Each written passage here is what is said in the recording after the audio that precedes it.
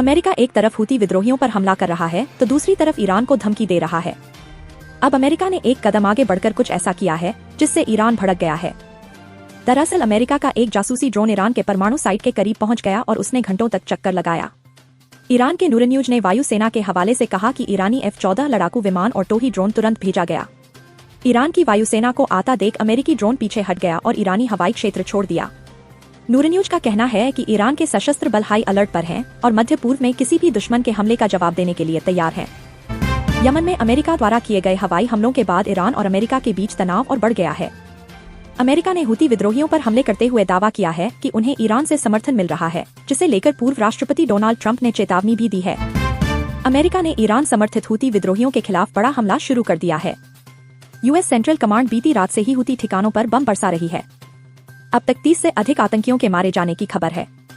इस हमले के बीच व्हाइट हाउस से आई तस्वीरों ने दुनिया भर का ध्यान खींच लिया है। इन तस्वीरों में अमेरिकी राष्ट्रपति डोनाल्ड ट्रंप खुद हमले की लाइव कवरेज देखते नजर आ रहे हैं।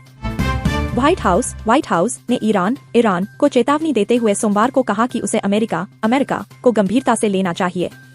व्हाइट हाउस की ओर से राष्ट्रपति डोनाल्ड ट्रंप के बयान को दोहराते हुए कहा गया कि अगर यमन में हूती विद्रोहियों द्वारा कोई हमला किया जाता है तो इसके लिए तेहरान को ही जिम्मेदार माना जाएगा। अमेरिका ने शनिवार को यमन में ईरान समर्थित हूती विद्रोहियों के खिलाफ ताबड़तोड़ हवाई हमले शुरू कर दिए।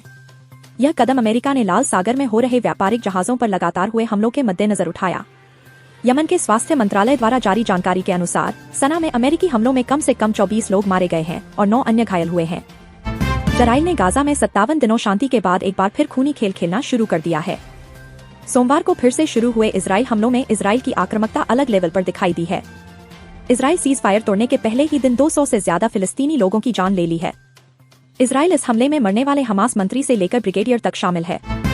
मुगल बादशाह औरंगजेब की कब्र को लेकर शुरू हुआ विवाद अब और गहरा हो गया है। नागपुर में सोमवार रात में बवाल हो गया। उपद्रवियों ने पुलिस पर पत्थरबाजी करते हुए हमला बोल दिया। कई गाड़ियों और दुकानों को आग के हवाले कर दिया गया। इस मामले में स्थानीय हिंदुओं का बयान सामने आ रहा है। महाराष्ट्र के नागपुर में सोमवार की रात भीषण हिंसा देखने को मिली है।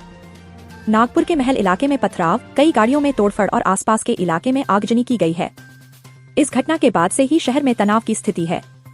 ऐसे में नागपुर शहर के कोतवाली, गणेशपेट, लकड़गंज, पचपावली, शांतिनगर, सक्करदरा, नंदनवन, इमामबाड़ा, यशोधरा नगर और कपिल नगर पुलिस थाना क्षेत्रों में कर्फ्यू लगाया गया है। महाराष्ट्र के मुख्यमंत्री देवेंद्र फडणवीस ने मंगलवार को नागपुर हिंसा में घायल डीसीपी निकेतन कदम से बातचीत की है।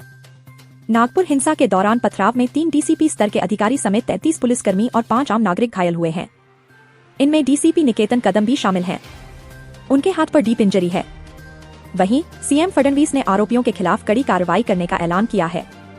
नागपुर में भड़की हिंसा को लेकर मंगलवार को महाराष्ट्र विधानसभा में जमकर हंगामा हुआ।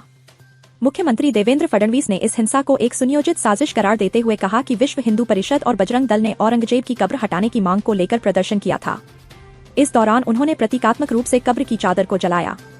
इसके बाद यह अफवाह फैला दी गई कि चादर पर कोई धार्मिक चिन्ह था, जिससे माहौल गर्मा गया और हिंसा भड़क गई।